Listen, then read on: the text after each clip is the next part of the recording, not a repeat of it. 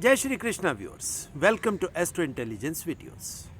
दर्शकों, आज संडे को थोड़ा सा समय मिला, सो मन में आया कि मंदिर में जाकर दर्शन करने चाहिए। सो हम जगन्नाथ टेम्पल परिवार सहित चले गए और वहाँ जाकर वहाँ के जो मेन पुजारी जी हैं उनके साथ थोड़ा वार्तालाप हुआ और उसी वार्तालाप में आज के वीडियो का टॉपिक निकल आया। उन्होंने मुझसे पूछा कि डॉक्टर साहब आप बताइए कि भीष्म पितामह, उनकी जो भीष्म प्रतिज्ञा के बारे में बात होती है कि वो संदर्भ, वो रेफरेंस क्या है, क्योंकि कहीं ना कहीं पूरा महाभारत उस एक भीष्म प्रतिज्ञा के बेस पर ही खड़ा हुआ है। तो उनके साथ बातचीत करते हुए जो रेफरेंस बना, तो मैंने उनको कहा कि मानो ना मानो भीष्म पितामह ये केतु में पैदा हुए इंसान है। वो कहते कि आप ये बात कैसे कह रहे हैं। मैंने कहा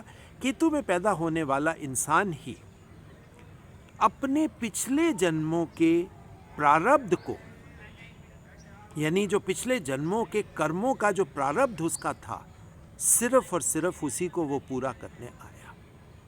उसमें फ्यूचर की कोई बात नहीं है। अगर आप भीष्म पितामह की पूरी लाइफ को अगर आप बहुत माइन्यूटली ऑब्जर्व करें तो आपको ये बात बहुत क्लियरली सामने आएगी कि भीष्म पितामह जैसी एनर्जी ये केतु में ही जन्मी हुई हो सकती है, क्योंकि फ्यूचर का तो कोई काम उन्होंने किया ही नहीं। जो कुछ भी उनके जीवन में घटित हुआ वो एक भीष्म प्रतिज्ञा के ऊपर, बात वहीं पर रुक गई। आकर जीवन रुक गया, जीवन आगे नहीं बढ़ा।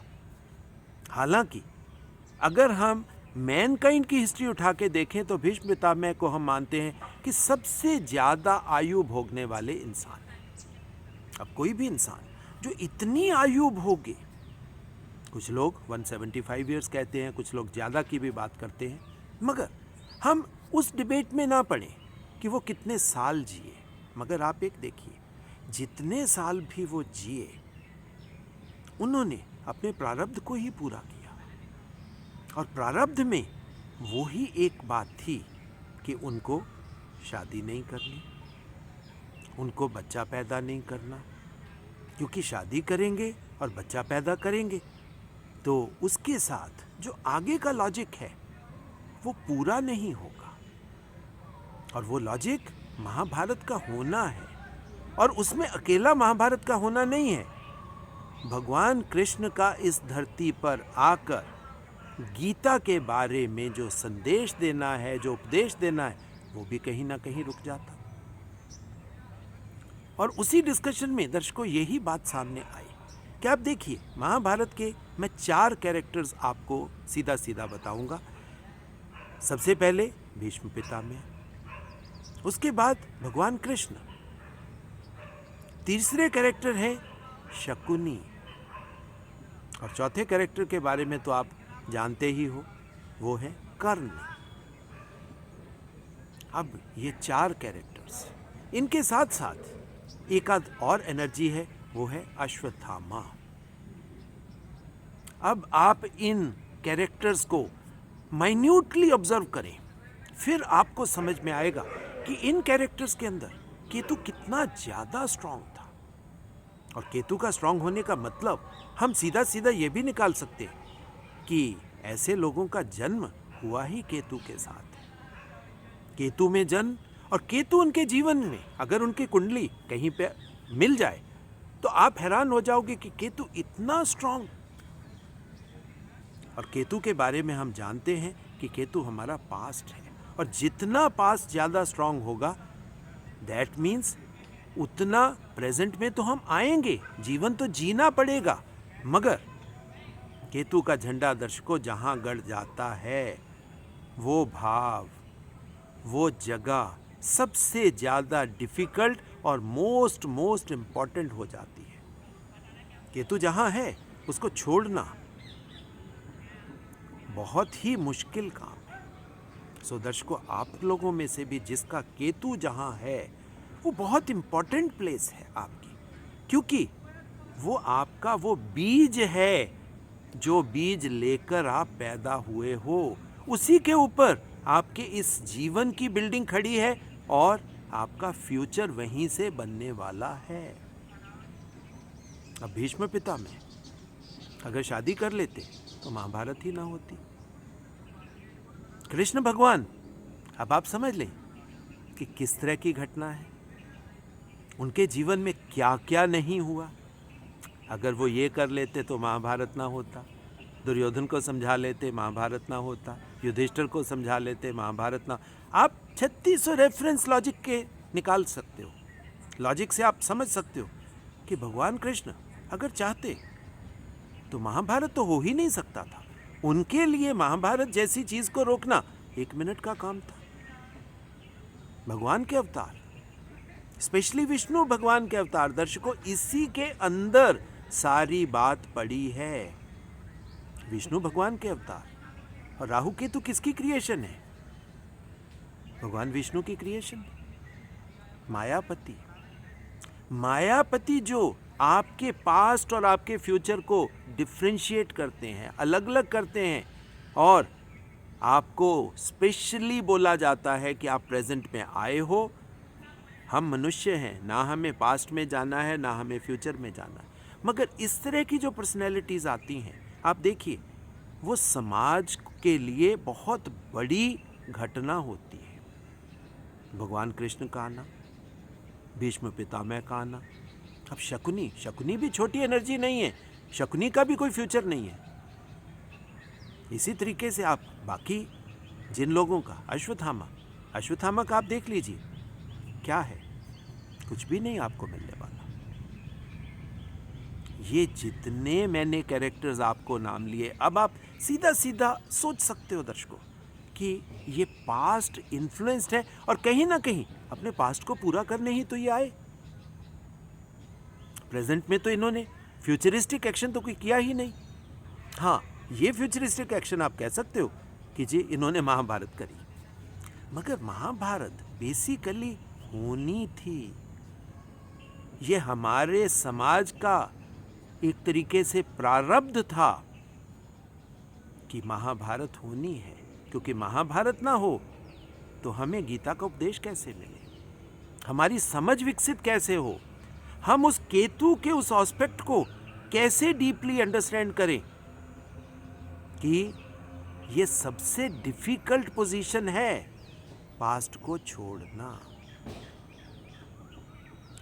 अब जो लोग भी पास्ट में जन्मे हैं दर्शकों, आप में से आप नोटिस करिए, आप स्पेशली केतु के नक्षत्रों में जिनका जन्म हुआ है, अश्विनी कंपैरेटिवली बहुत माइल्ड नक्षत्र है। मघा और मूल में जो जन्मे हुए लोग हैं, आप देख लीजिए समाज के बड़े बड़े आपको उनमें से क्रिएशंस दिखेंगे, और वो लोग अपने पास्ट को, अपने प्रारब्ध को पूरा करने आए। क्योंकि माघा के साथ तो आप क्लियरली एक बात समझ सकते हो कि माघा के शक्ति स्थान में शतभिषा पड़ा है, एक्वेरियस एनर्जी पड़ी है, जहां पर अमृत का कुंभ है। सो एनलाइटन सोल्स जो मोक्ष तक जाती हैं, उनके अंदर केतु का उतना स्ट्रांग होना, उस केतु के झंडे का स्पेशली उस जगह पे गड़ना बहुत इंपॉर्टेंट है। और दर्शकों, मैंने आपको क्यों बोला कि भीष्म पिता में इस तरह की एनर्जी है, क्योंकि अब बच्चे का शादी ना करना, बच्चा ना पैदा करना, ये कौन सा हाउस है? ये 5th हाउस है। भीष्म पितामह को कौन हरा सकता है?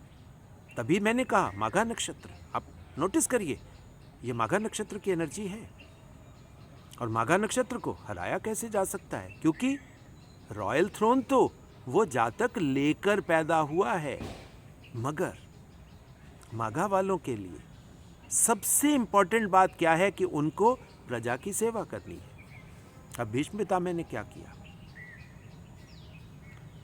रॉयल थ्रोन तो मिली, मगर सारी जिंदगी उस रॉयल थ्रोन की ही सेवा करी। केतु का झंडा वहां फंस गया, गड़ गया, आगे नहीं बढ़ सकता इंसान।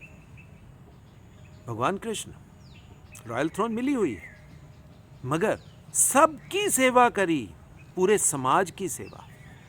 और ये जो सेवा की बात है, ये स्पेशली माघा नक्षत्र बहुत इंपॉर्टेंट नक्षत्र है दर्शकों, क्योंकि इसके सामने शतभिषा 100 स्टार्स, 100 तरह के रास्ते। यानी बहुत क्लियर बात है कि मघा में जन्मे हुए, केतु में जन्मे हुए लोगों के पास 100 तरह की डायरेक्शंस मिलेंगी। उनको 100 रास्ते मिल सकते हैं, वो किसी भी रास्ते पर चल सकते हैं, मगर 100 के होते हुए भी उनका रास्ता एक ही होगा, सेवा, और वो भी समाज की सेवा या समाज के थ्रू परमात्मा की सेवा। वो अपने जन्म को एक ही डायरेक्शन में ले जाते हैं, और वहीं से एनलाइटनमेंट की बात आती है, कॉग्निशन की बात आती है। आम भाषा में आप कह सकते हो ये स्वर्ग है, ये मोक्ष है। हालांकि स्वर्ग या मोक्ष ऐसी कोई मतलब अगर हम सीधा सीधा सोचें कि कोई और मतलब यानी कि जगह पे जाना है, ऐसा कुछ नहीं है। स्वर्ग भी यही है, मगर अपने कर्मों से आप दुनिया को, जो आपका आउटर वर्ल्ड है, आप आउटर वर्ल्ड को बंद कर देते हो, ब्लॉक कर देते हो। भीष्म पितामह ने अपने लिए आउटर वर्ल्ड को बंद कर दिया। कोई शादी नहीं, कोई बच्चा नहीं, कोई दीन दुनिया नहीं, कोई कुछ नहीं, सिर्फ एक ही बात कि अब जो है मेरे को इस चीज़ को करना है और भोगना है। दर्शकों, ये बहुत इंपॉर्टेंट बात मैं आपको बता रहा हूँ कि केतु जहाँ भी होगा वो आपको भोगना पड़ेगा। भीष्म पितामह ने भोगा, अश्वत्थामा ने भोगा, भगवान कृष्ण ने भोगा, शकुनी ने भी भोगा, कर्ण ने भी भोगा। ये उस समय बहुत ज्यादा केतु की एनर्जीज थी।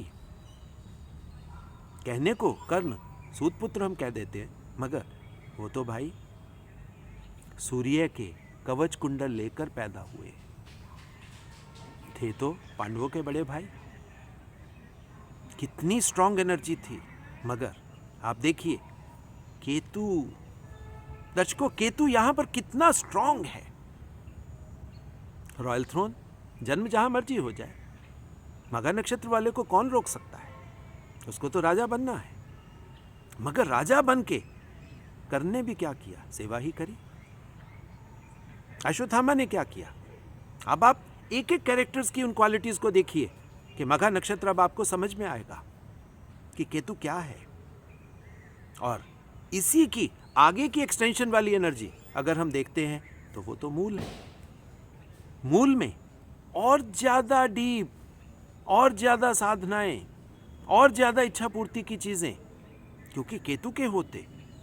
इसी वजह से दर्शकों, शास्त्रों में केतु के बारे में बोला गया कि ये सबसे स्ट्रांग चीज है। अगर केतु देने पे आ जाए तो छप्पड़ फाड़ के मिल जाएगा। हम वैसे कहते हैं कि राहु की एनर्जी अनलिमिटेड चीजें आपको देती है, मगर राहु तभी देगा ना अगर केतु वो चीज आपके प्रारब्ध में डाल रहा है, वो बीज आपके अंदर डाल रहा है।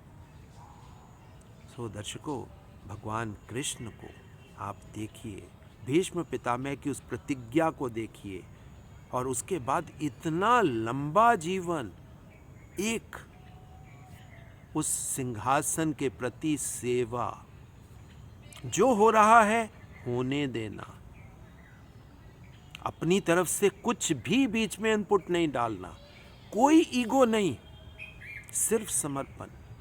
ये ना कहो कि दुख नहीं होगा, दुख तो होगा, केतु के साथ दुख तो एसोसिएटेड है, मगर वो आपको भोगना है। और अगर कोई इंसान इस तरह के संकल्प के साथ, मघा नक्षत्र में अगर इस तरह का संकल्प आ गया, तो दर्शकों क्या होगा? अब यहां पर आपको जो प्रारब्ध आप लेकर आए हो वो तो आपको देखना है, आंखों के सामने होते हुए देखना है, और यही साक्षी भाव है। अगर आप अपनी तरफ से कोई इनपुट ना डालें और एक चलती हुई फिल्म की तरह इवेंट्स को हैपन होते हुए देखें, जिसमें दुख की पराकाष्ठा, हाईएस्ट लेवल का दुख, भीष्म पितामह जैसा योगी, साधना करने वाला इंसान, जिसको सब कुछ दिखाई दे रहा है कि आगे क्या हो रहा है, मगर बात वही आ गई कि आपको साक्षी भाव की तरह इस जीवन की चीजों को आपके सामने फिल्म की तरह चलते हुए देखना है। No attachment. अब आप पकड़िए उस बात को कि केतु के साथ हम क्यों डिटैचमेंट वर्ड यूज करते हैं, कि आपको किसी चीज के अंदर इन्वॉल्व नहीं होना, आपको कोई अटैचमेंट नहीं दिखानी, चीजें तो होंगी। अब भगवान कृष्ण कह लीजिए, भीष्म पितामह कह लीजिए, ये जितने भी मैंने नाम आपको लिए, इनके पास किस चीज की कमी थी? ये अपने आप को हर चीज के साथ एसोसिएट कर सकते थे, उसमें इंडल्जेंस हो सकती, मगर आप देखिए किसी में भी कोई इंडल्जेंस नहीं। कर्ण की बात देख लीजिए, कर्ण में किसी तरह की इंडल्जेंस नहीं। तभी तो शास्त्रों में इनके बारे में क्या बोला गया कि इनको मोक्ष मिला, इनको स्वर्ग मिला। सो दर्शकों, केतु जिसका स्ट्रांग है, अब उसका वो दुनियादारी वाला राहु नहीं, दुनिया के पार वाला राहु, आप सीधे उस मायापति, उस त्रिमूर्ति की एनर्जी के पास पहुंचने का आपको रास्ता खुल जाता है। सो आज भगवान जगन्नाथ के मंदिर में जाकर ये जो रेविलेशंस हुई, बातचीत करते हुए ही हुई, तो एक बात समझ में आई कि हम लोग कितना भटके हुए हैं। हम लोग एस्ट्रोलॉजी को किस तरह देखते हैं, एस्ट्रोलॉजी को हमने कितना डाउन लेवल कर दिया कि जी शादी कब होगी, बच्चे कब होंगे, कितने बच्चे होंगे, हम क्या करने आए हैं, कितने पैसे कमा लेंगे, कितना पढ़ लेंगे, कितने मकान, छोटी छोटी चीज़ें। मगर दर्शकों आप देखिए, जिनके पास सारी चीज़ें ऑलरेडी उनके सॉफ्टवेयर में फीडेड हैं, केतु में तो चीज़ें फीडेड हैं। और ये जो बात दर्शकों अब मैं आपको बोलने जा रहा हूं, ये कहीं आगे की बात बोल रहा हूं। अब यहां पर आप थोड़ा सा भृगु संहिता की तरफ चलिए। भृगु संहिता में इस तरह की चीजें, क्योंकि सप्तऋषि की कुंडलियां वहां से रीडिंग निकलती है। आज ये अपना थॉट प्रोसेस मैं आपके साथ शेयर कर रहा हूं। आप में से कितने उस थॉट प्रोसेस को पकड़ पाएंगे और उसके ऊपर आगे काम करने का कुछ संकल्प बनाएंगे, ये बात की बात होगी। अब भृगु संहिता दर्शकों क्या है? बेसिकली उन सप्तऋषियों की कुंडलियों में से शुरुआत हुई है, यानी कि सप्त ऋषियों के प्रारब्ध में क्या पड़ा है, वहां से जो केतु का जन्म हुआ है, वो केतु आगे कैसे आगे घटनाएं से घटनाएं जुड़ेंगी, सीधा सीधा बताएंगे। एस्ट्रोलॉजी को दर्शकों आप अंडरमाइन मत करिए। जिस भी आप बड़े से बड़े ऋषि की बात पकड़िए, किसी ने एस्ट्रोलॉजी को नकारा नहीं, किसी ने एस्ट्रोलॉजी को काटा नहीं। उन्होंने ये कहा कि ये शास्त्र एक तरीके से सबसे ऊपर का शास्त्र है, क्योंकि जीवन की हर घटना और जीवन का उद्देश्य, ये दोनों चीज़ें हम यहाँ से देख सकते हैं। पास्ट भी जान सकते हैं, प्रेजेंट भी समझ सकते हैं और फ्यूचर भी जान सकते हैं, और एक जन्म का नहीं, कई जन्मों तक का जान सकते हैं। तो वो जो कुंडलियाँ जो महर्षि भृगु ने रीड करी, उनके केतु के थ्रू उन्होंने चीज़ें हमें आगे दे दी। सो दर्शकों, चार्ट में आप ज़्यादा नेगेटिव चीज़ें खोजने का प्रयास करना बंद कर दो। शनि, मंगल, राहु, इनके साथ भयंकर शब्द लगा लगा कर डराने का खेल करना बंद कर दो। और दूसरा, डरना बंद कर दो। जीवन न डरने की चीज़ है न डराने की चीज़ है, जीवन तो जीने की चीज़ है। भगवान कृष्ण की लाइफ आप उठा के देख लीजिए, अगर उनकी लाइफ में देखोगे, अच्छा तो बहुत कम घटित हुआ, नेगेटिव बहुत है, मगर एवर स्माइलिंग, हमेशा खुश चेहरा। अब यहां पर मैं आपको एक बार बात बोलता हूं कि आप अगर देख पाओ उस चीज को, स्पेशली भीष्म पितामह और कृष्ण भगवान, बाहर से जब भी आप इनको देखोगे स्माइलिंग फेस के साथ मिलेंगे, मगर जब भी दोनों इकट्ठे होंगे, जो इनका आपस में वार्तालाप था, क्योंकि दोनों केतु एनर्जी और इन्हीं के साथ विदुर, जब ये तीनों इकट्ठे होते थे, आप देखिए उस समय वो वेदना, वेदना से जो संवेदना बनती है, आपस में रो लेते थे एक दूसरे को, क्योंकि उनको वो प्रारब्ध की जो पिक्चर चल रही है वो साक्षी भाव से देख रहे हैं और कर कुछ नहीं पा रहे। जब आप कुछ कर नहीं पाओ और आप चीज़ों को हैपन होते हुए देखो तो दर्शकों दुख तो होगा, मगर वो ही दुख आपको सिखाने वाला है। जिस दिन आपने वो दुख भोग लिया वो कर्म आपका कट गया, और जब कर्म कट गया तो आप फ्री बर्ड हो गए, मोक्ष की प्राप्ति हो गई। सो दर्शकों, अपने अपने चार्ट में आज मैं आपको दोबारा बोलता हूँ, केतु को देखिए। केतु किस भाव में है वो देखिए, किस राशि के साथ संबंध बना रहा है वो देखिए। अपनी एनर्जी को सिर्फ राहु केतु एक्सिस तक ही रखिए, बाकी प्लैनेट्स तो सपोर्ट स्टाफ हैं दर्शकों आपका।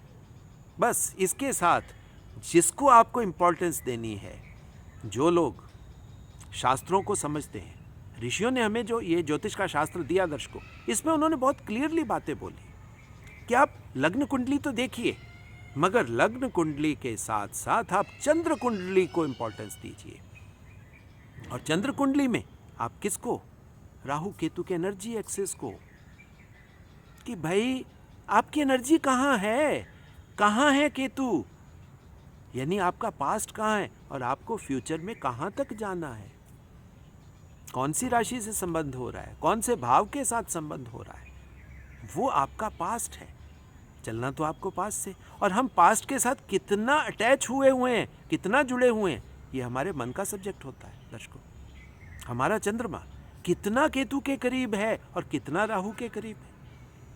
और किसी जातक, अब वो भाग्यशाली है या वो वर्ड मैं यूज नहीं कभी करता, उसका ऑपोजिट भी है, क्योंकि डेस्टिनी जो चीजें आप बर्थ के साथ लेकर पैदा हुए हो तो भाग्य तो है। अब वो भाग्य का फल अच्छा है या बुरा है वो बात है, दुर्भाग्य कभी नहीं होता दर्शकों, वो हमेशा भाग्य है। पॉजिटिव भाग्य, नेगेटिव भाग्य हो सकता है, मगर दुर्भाग्य नाम की कोई चीज नहीं है। सो जब भी हम भाग्य की बात करें तो भाग्य में आप देखिए आपका केतु बलवान है या राहु बलवान है। जहां पर केतु बलवान होगा तो आप समझ लीजिए कि अब ये जो जीवन आपका है ये भोगने का है। साक्षी भाव से उन नेगेटिव इवेंट्स को अपने आंखों के सामने होते हुए देखना, उसके अंदर जाकर भी आप कर कुछ नहीं सकते। भीष्म पितामह ने क्या कर लिया, शकुनी ने भी क्या कर लिया, कर्ण ने भी क्या कर लिया, महात्मा विदुर ने क्या कर लिया, और तो और भगवान कृष्ण ने भी क्या कर लिया। वो तो भगवान थे, चाहते रोक देते, मगर नहीं दर्शकों, परमात्मा की इसी लॉजिक को पकड़िए। परमात्मा जीवन की हैपनिंग के अंदर इंटरफेरेंस नहीं देता, जीवन को हैपन होने दे रहा है, क्योंकि जीवन भगवान ने ही तो दिया हमें। सो भगवान अपने दिए गए जीवन में किस तरह इंटरफेरेंस बनाएगा? कभी भी नहीं। ब्लॉक्स जो होते हैं वो हमारे हैं, हम अपने कर्मों से ब्लॉक करते हैं। भीष्म प्रतिज्ञा आप ले लो, कर्ण की तरह आप प्रतिज्ञा ले लो, अश्वत्थामा की तरह आप प्रतिज्ञा ले लो, विदुर की तरह आप प्रतिज्ञा ले लो, भगवान कृष्ण की तरह उस तरह का जीवन जीने की प्रतिज्ञा आप ले लो। दर्शकों, संकल्प आपका है, संकल्प से ही रास्ता आगे खुलेगा या बंद हो जाएगा। मगर जब आप अपने प्रारब्ध को होते हुए देखोगे, साक्षी भाव से देखोगे, तो दर्शकों समाधिस्थ हो गए आप। दुख को भोग लिया, देख लिया कि जीवन के दुख क्या हैं। इससे बड़ी बात नहीं हो सकती। और जिसने भी दुख को देख लिया, दुख को समझ लिया, दुख को भोग लिया, उसका तो दर्शकों दुख कट गया। अब वो परमात्मा के दरबार में एंट्री लेने की कैपेबिलिटी उसने अचीव कर ली। सो दुख से ना डरिए, ना घबराइए, दुख को समझिए। दुख आपका दुश्मन नहीं है, दुख आपका दोस्त है। सो केतु से बड़ा दोस्त ना था, ना है, ना होगा। और अगर आपको, आप में से जिन जिन दर्शकों को मोक्ष की कामना है, वो चाहते हैं कि हम मोक्ष की तरफ जाएं, परमात्मा की तरफ जाएं। तो दर्शकों, दुख से कभी डरिए नहीं, दुख से कभी घबराइए नहीं। और जिन जिन दर्शकों ने मेरे इस मैसेज को, जो मैं आज आपको समझाना चाहता था, अपने बस बहुत छोटा सा काम करें, अपनी कुंडली में अपने केतु को पढ़ें। कठिनाई आती है, किसी भी अच्छे ज्योतिषी से पढ़वा लें, नहीं तो आपकी सेवा में मैं तो हमेशा होता हूँ। अपना चार्ट भेज दीजिए, मैं आपको बताऊंगा कि आपका केतु क्या है, कहाँ तक है, सीड्स कहाँ पड़े हैं। आप इस जीवन में मेटीरियलिस्टिक काम करने आए हो या आप मोक्ष का रास्ता पकड़ सकते हो या नहीं। अब यहाँ पर दर्शकों एक मज़ेदार थोड़ी सी मज़ा भी लेते हैं, गुगली सी फेंकते हैं। मज़ेदार गुगली क्या होगी? किसी जातक का जन्म यानी कि जो उसका लग्न का नक्षत्र है वो केतु का हो सकता है और चंद्र का नक्षत्र उसका राहु का हो सकता है। अब आप देखिए, यहाँ पर खेल हो जाएगा। ये कहीं ना कहीं भगवान कृष्ण जैसी माया का खेल हो जाएगा। विष्णु भगवान की माया का खेल हो गया कि आपका केतु भी बहुत स्ट्रांग हो गया और आपका राहु भी बहुत स्ट्रांग हो गया। सो दर्शकों, इस तरह की मज़ेदार पॉसिबिलिटीज़ एक्सप्लोर करिए। एस्ट्रोलॉजी से भागिए नहीं, मज़ा लीजिए एस्ट्रोलॉजी का।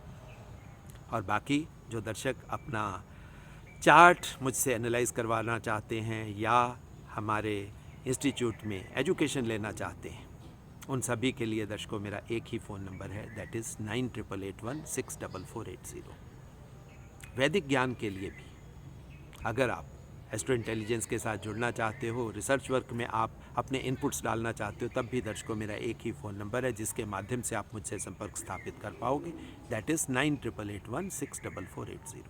बाकी दर्शकों निवेदन, क्योंकि आप सबके अंदर वो ही विष्णु भगवान, वो ही भगवान शिव और ब्रह्मा जी, मतलब जो एनर्जी की बात है, जो परमात्मा की एनर्जी आप सब में विद्यमान है। सो मैं आपके अंदर बैठे परमात्मा को नमन भी करता हूँ और एक निवेदन भी है कि इस वैदिक ज्ञान के चैनल को ज़्यादा से ज़्यादा लाइक करें, शेयर करें, सब्सक्राइब करें और घर घर तक इस वैदिक ज्ञान को पहुँचाने में आप हमें साथ भी दें, मतलब अपना समर्थन भी हमें दें, मगर बेल आइकन दबाना ना भूलें। अगर बेल आइकन दर्शकों आपने नहीं दबाया तो हमारी नोटिफिकेशन आपको टाइम से नहीं मिलेगी, वीडियोस निकल जाएंगी और वीडियो निकल गई तो वो ज्ञान की चीज़ आप तक नहीं पहुंचेगी। सो बेल आइकन भी दबा दें, सब्सक्राइब भी कर लें और दर्शकों इसी तरह की ज्ञानवर्धक वीडियो, नेक्स्ट वीडियो आने तक आप सबको बहुत बहुत प्यार, बहुत बहुत आशीर्वाद।